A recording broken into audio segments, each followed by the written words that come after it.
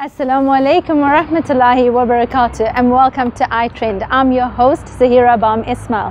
Today's show comes to you from the streets of Fordsburg. We're taking a walk down memory lane and yesteryear to hear the stories about the families that made up Fordsburg, the stores that made up Fordsburg, and the vibrancy and the history of Fordsburg itself, taking us from there to where we are today. Welcome to the show. Stay tuned for a very riveting account. We're at Kentucky Milk Bar, the legendary hotspot of Fordsburg from many years ago and still standing today with the owner, Mohammed Adam. Assalamu alaikum, Mohammed. Thank you so much for joining us on air today. Mohammed, your store is renowned. You speak to anybody about Fordsburg, the first name that comes to anyone's mind is Kentucky Milk Bar. Tell us about how this place actually started. Well, it started about 50 years ago. Wow. You want to know the Everything. beginning of... Okay, so it used to be owned by a gentleman who now lives in London. I'm talking of the original owner. And his name was Ken, or is Ken, because apparently he's still alive and he's in his hundreds. Oh my goodness. And he then sold it to another gentleman who passed away not too long ago, Uncle Saber. And from there, my late dad and basically I can say my family bought it from him. And it just started, and if I tell you, they knew nothing about how to make a sandwich or how to do, it was just a cafe. And they started this steak roll. The steak roll was the very first food item that we actually made here. And that's how it just began, and it just started like that, and it just started growing and growing. And because we were the only people at the time, we were the only takeaway at the time, so obviously, you know, everybody came. But this has been obviously a family business for many years. You mentioned starting off with the steak sandwich. That is still renowned. I mean, I know people still come here at 2 o'clock in the morning because it's the only place that's open, and that you will still find one of the best steak sandwiches in Johannesburg here. So the family secret is in the recipe, or is it in the love that goes behind the people that are part of it? It's in both. It's in both. But mainly the recipe. Which I'm sure you're not going to be sharing with us today. Well, maybe. Mohammed, you mentioned this being a family business for many years. You being a young person, why did you decide to be part of this and still stay in this family business and be a very strong part of the Fordsburg element? Why not decide to just move on like many people have? You know, the thing is, we grew up as kids. We grew up. This was home, away from home. Because of the hours that my dad and my uncle used to keep here, it's basically 24 hours. So we schooled across the road, and that was the high school, and the primary school was just down the road. And of course, you come from school and you come straight to the shop. And because there was so much of activity, now as a kid, you wanted to be part of, you wanted to be part of all of this. You wanted to be in the limelight, and everything used to happen in the shop. Everything, it used to be so exciting. So, you know, it grew on us. Weekends, as small as we were, we wanted to be, go home when the sun comes up with my dad and my uncle, and it was just fun, and it just grew on us. And you know, at the end of the day, it was something we loved doing, and I just carried on because, like you said, it's a legendary sandwich, and it was amazing how everybody just took to it, and till today, it's the same old recipe, it's the same old sandwich, and the people that come are from back in the day, you know. But that's exactly what it is. You mentioned now that this was a social hub. Everything happened here. Everybody came around here. My thing is that still remains. When you talk to people, I mean, we were joking a little bit off air when I said to Mohammed I was a little afraid of coming into Fordsburg because you always hear about crime. But Mohammed says, you know, it's the safest place to be. It's Fordsburg. We know everyone here. And I think that's what's amazing is everybody knows everyone around here as well, which is absolutely remarkable. Yes. But you mentioned that this was a social hub. Do you still have the same effect? Do people still, the same regulars come through as well? Do you see different generations coming in? There is a new generation coming in, but the older generation still do come. They still come, and they bring their kids.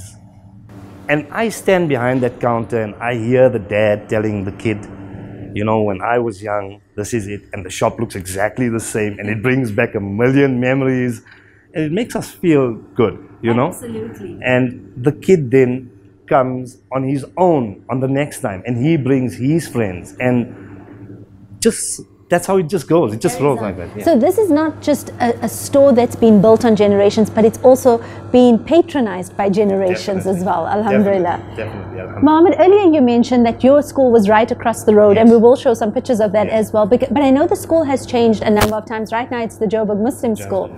But you were mentioning to me a little off air about the different pricing you used to have, because when I looked at your pricing up on the boards, I said, you can't believe that at this time you still have this pricing for sandwiches in this day and age. You see, my dad had, I don't know if you want to call it a soft spot or what, but he believed that kids don't carry a lot of money. And at that time, he felt that you can't charge the kid the same price you would charge an adult. So the sandwiches at the school, if I remember correctly, was 30 cents to the kids at that time. I'm talking of many years ago. But it was always half the price that we would sell it, or even less sometimes. And if you didn't have money also, that wasn't a problem. You know, it was just, we try and keep our prices as low as possible because of, you know, it's tough out there. People don't really have, you know, what they used to. And that's why. Mohammed, for you growing up, what was the greatest memory you've had being in the store, or memories from as being a part of this family? I can't give you one. I can give you a million. I mean, we grew up here. Lots of things happened here. Good and bad.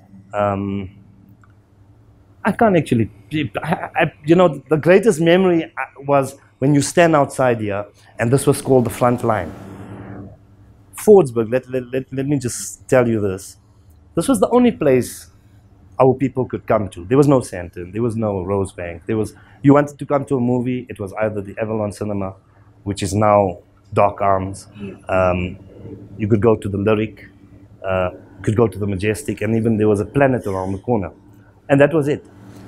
But, oh, let me not forget to tell you, there was a nightclub right on top of our shop. It was called the Shezgay. Yeah. It was owned by Uncle Muhammad Adam, also. Muhammad Adam, yeah. Notorious. Notorious. And this was the place. And you would come here. It was amazing. The vibe, the atmosphere. People would be walking around.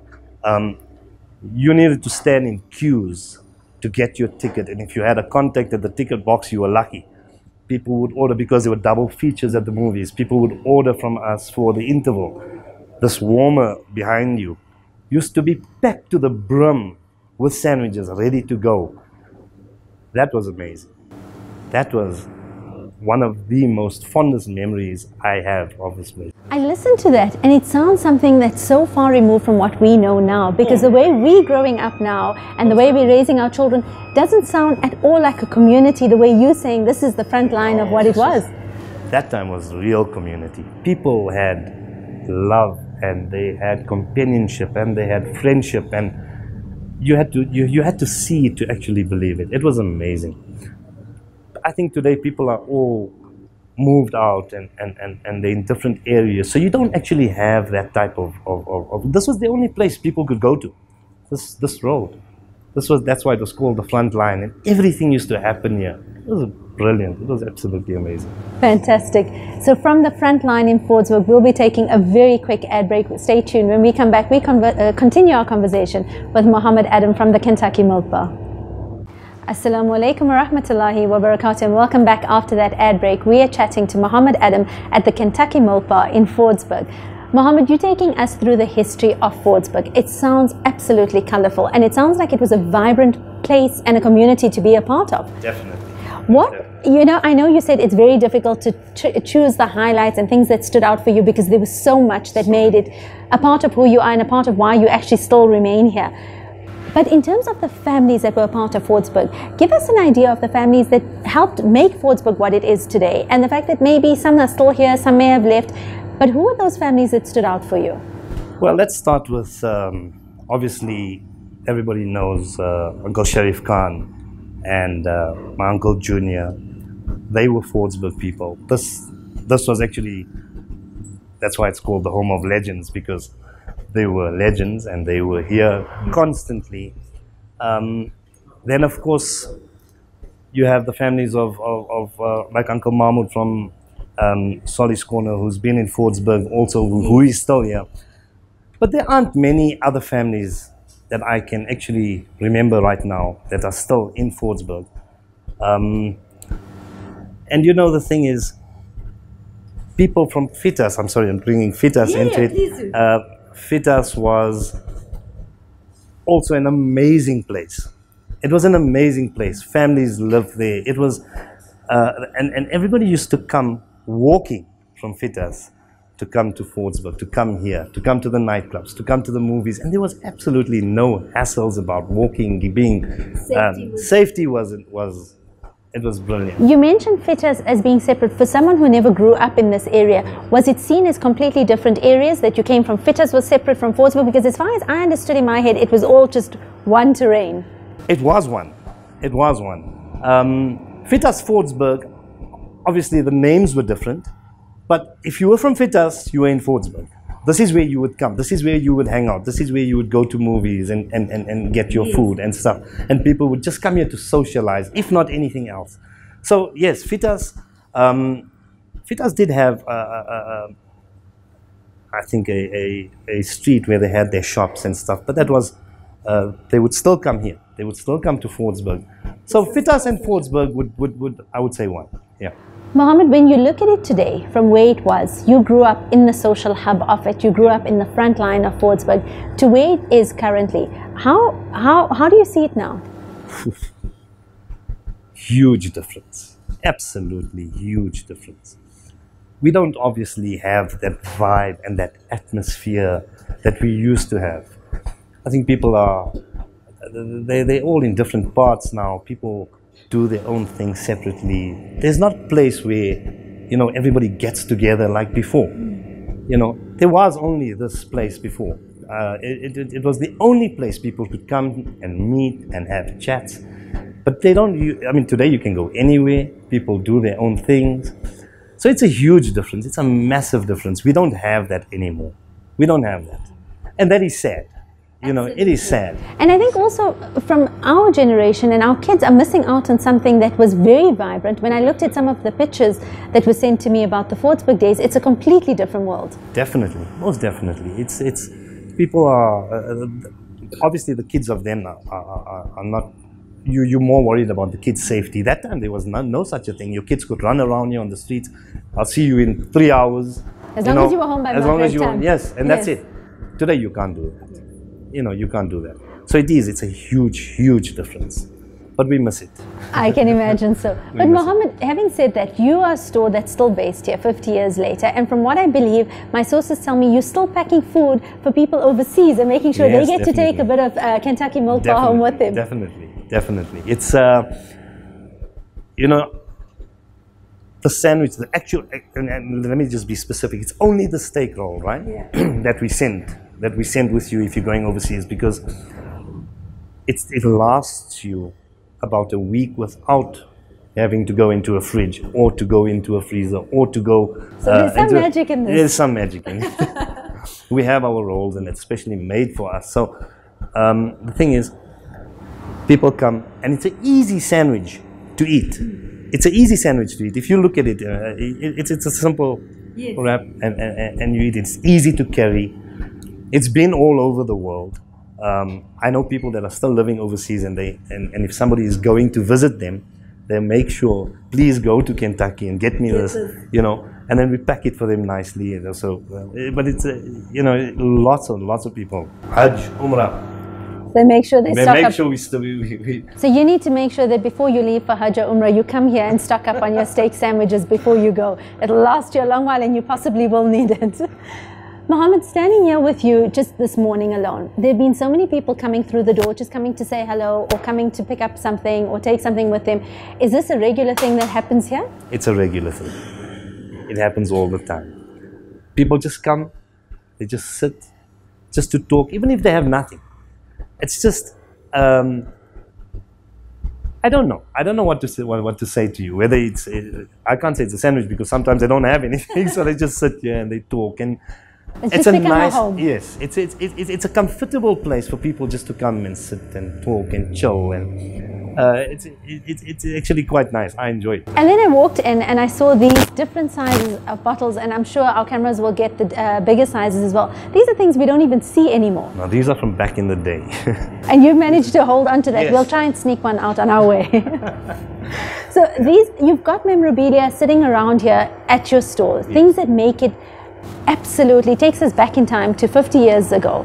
You listen to the memories, it keeps it all alive.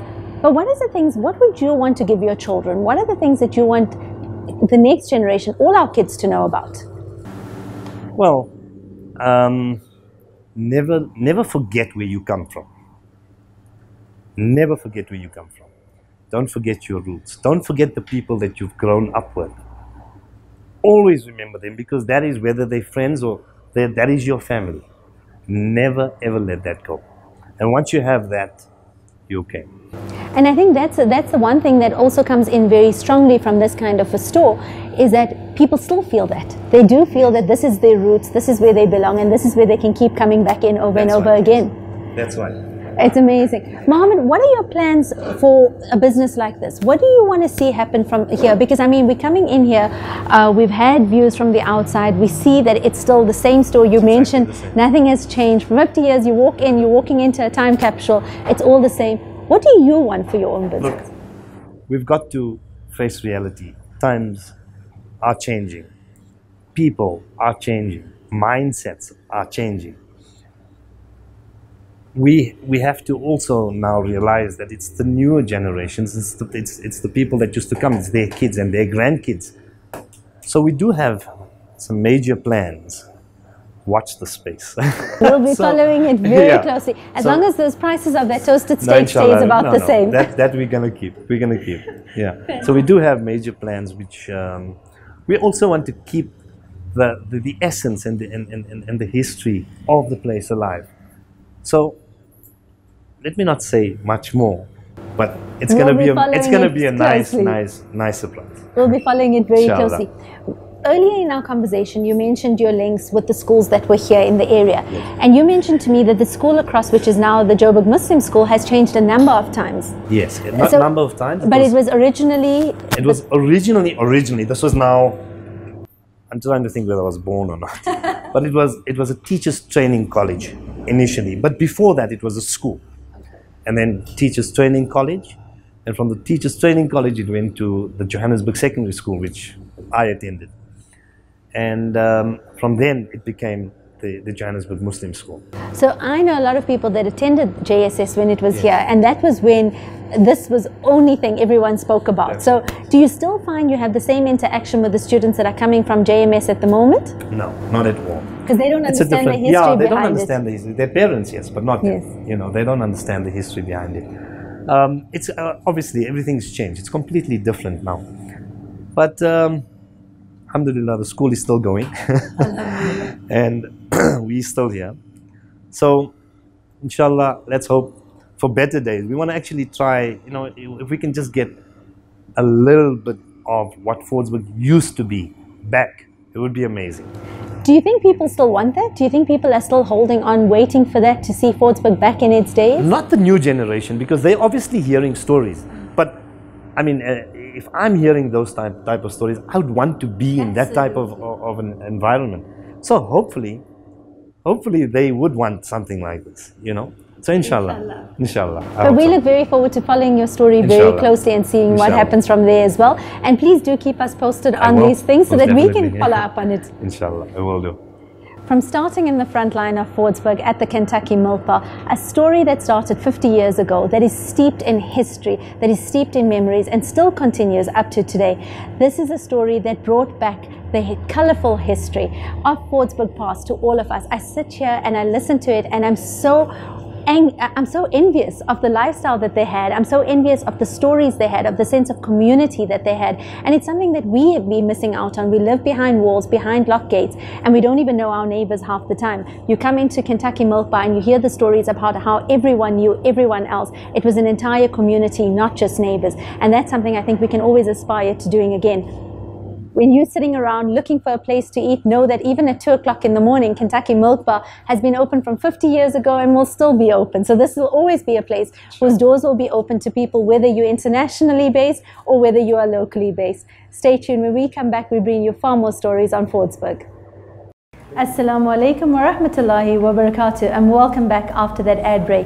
As we mentioned, we're taking a walk down yesteryear in Fordsburg, and what better place to come to than to the Akawayas themselves, because if you know an Akawaya surname, you know it's renowned with fast foods in Fordsburg. But we've come to the source itself, Mr. Yunus Akawaya, the head of Sully's Corner, a name synonymous with history of Fordsburg, a name synonymous with bringing people back to Fordsburg over the last few months again. Assalamu alaikum and welcome. Wa alaikum salam. How are you, Zaheerah? Alhamdulillah. Uncle Yunus, I'm so thrilled to have you on the show today. You have got a history in Fordsburg, and you are literally in the last few months bringing people back to Fordsburg again. Tell us about your days, where you started in Fordsburg. Well, I was born in Fordsburg, where the Oriental Plaza now stands. And then my mom started a takeaway there in 1956. It was named Zulfikar's Fish and Chips, named by my late father, and it was named after our Hazrat Ali radiallahu anhu's sword. Alhamdulillah. So this was a family business that started so many years back and has continued throughout this time. Yeah, no, it's a problem, but like I said, we're already down to our 4th generation. Alhamdulillah. So many of the Fordsburg families that are still placed in Fordsburg have been revolving around the food business. Is that what it takes to make up Fordsburg? Well, I suppose now it's no more Fordsburg, it's called Foodsburg. That's right. You've had a strong history in the Fordsburg area with knowing families, knowing the vibrancy that came in this community. Tell us a little bit about what it was like then. You know, it was a culture that people lived here. We had gangsters here. We had all kinds of notorious people around here. And then it was a very mixed population.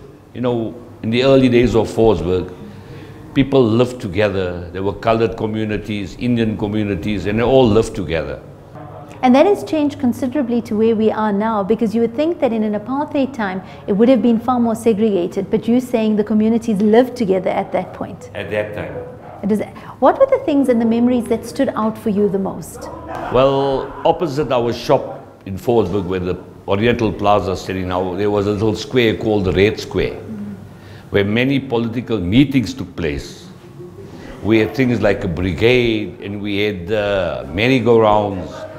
It was a little 4x4 corner, but it had a lot of history, where many things took place. So Fordsburg was a hub not just for a social climate, but a very strong political climate as well. That's 100% correct. How did the residents of Fordsburg fit into that? Because very often when we talk about communities, people will remember small things that happened within that space. But when you're speaking about it, you're saying it was strong politically, it was strong socially, everybody was involved directly in all these events that took place. That's correct.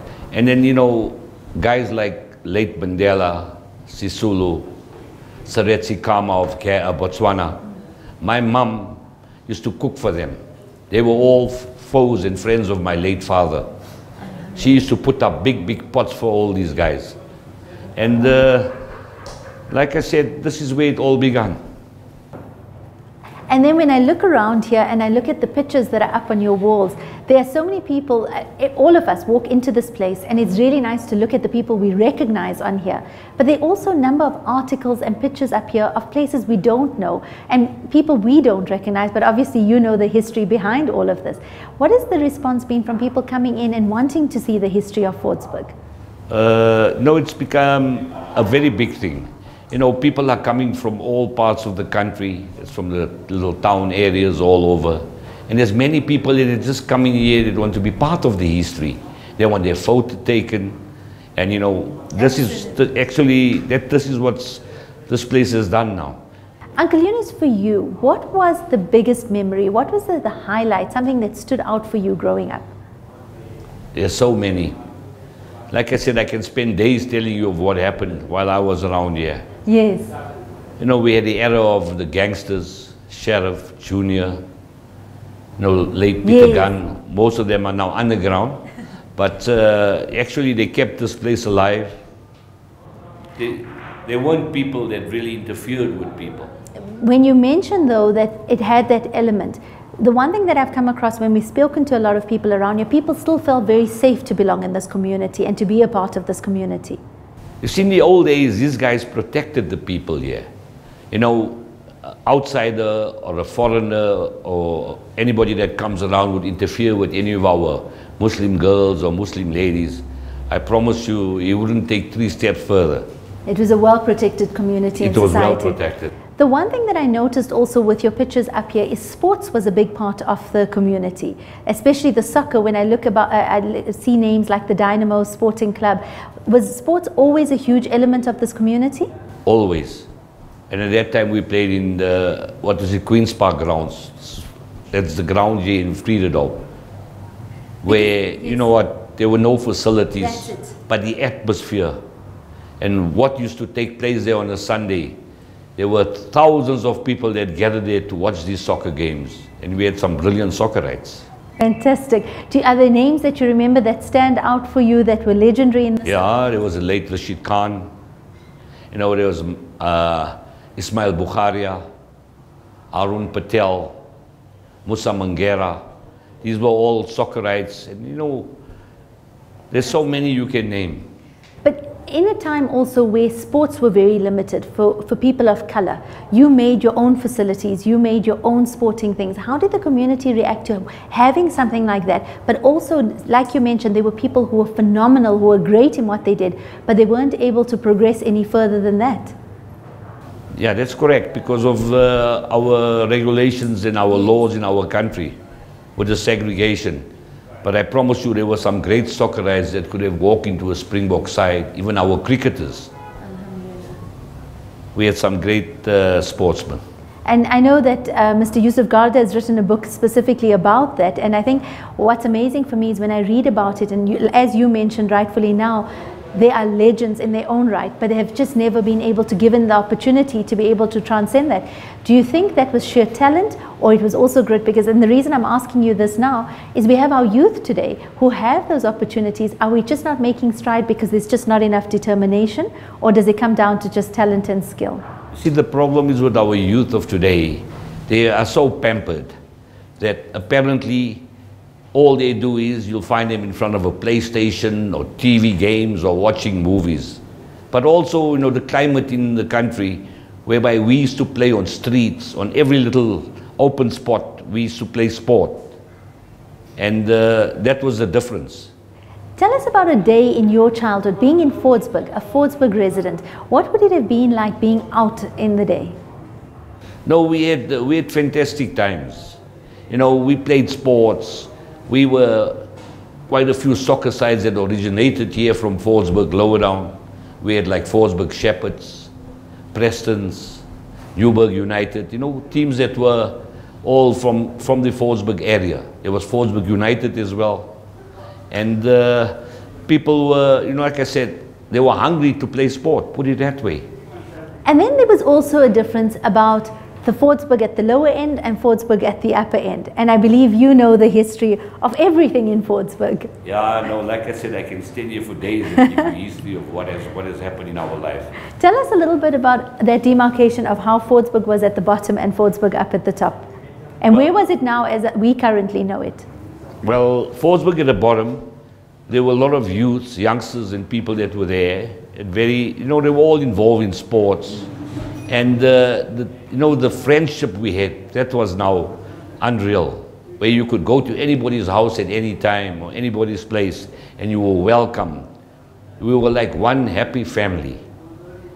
And then the top end again, we had, like I said, we had the gangsters up here and more sophisticated people that live up, the upper Fordsburg. Yeah.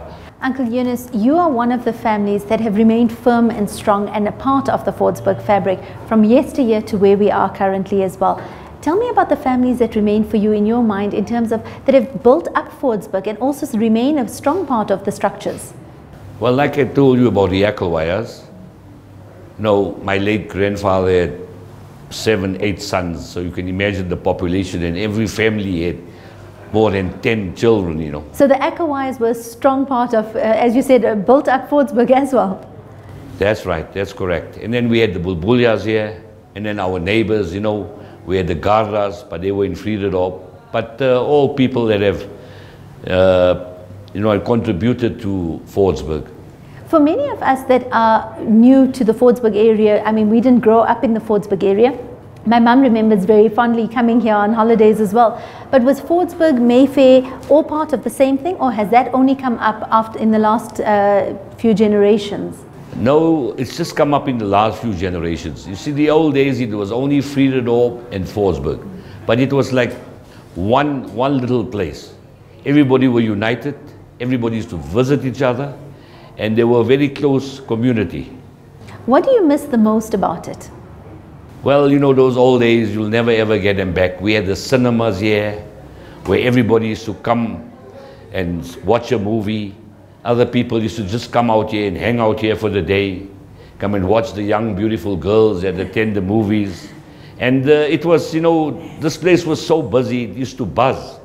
Coming to a Friday and Saturday night, you couldn't walk here on Central Road, which is now known as the front line. And that's exactly what I heard earlier as well. But looking at it where you are now and where you've come to, I mean, I was here over the weekend and it's still busy. Your store still has a vibrancy. You see a lot of youth coming in. We've seen students from schools coming in. Do you still find the same thing here, or do you find it's changed tremendously from what you remember? Look, it has changed. But we're trying to get a new generation into the vibe now. So it has made a difference. And you want to gift us back a little bit of the Fordsburg spirit? We have to. We'll have to go all out to try and make it that old Fordsburg. Fantastic. We're going to be taking a very quick ad break. When we come back, we continue with the Fordsburg story. Stay tuned.